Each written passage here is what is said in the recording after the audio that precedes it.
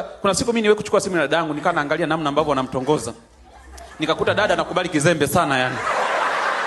Yaani nikaangalia, nikashuka, yani nikaona kabisa washikaji wanajipigia tu. Sasa nikasema huyu mpumbavu nilichokifanya nikasajili line mpya.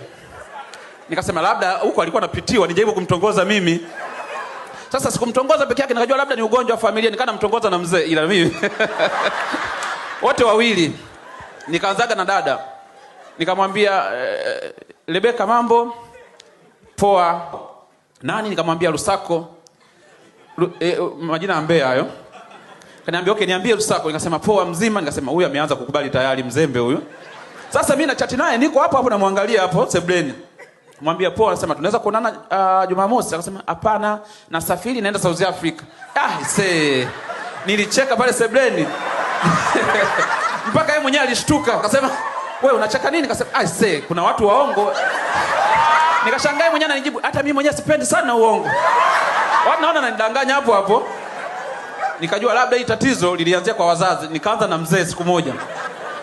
Mzee niko naye sebleni hapo, nikamchekecha. Nikamwambia baby mambo. Nikashangaa mzee anatabasamu anatoka nje, mpumbavu yule.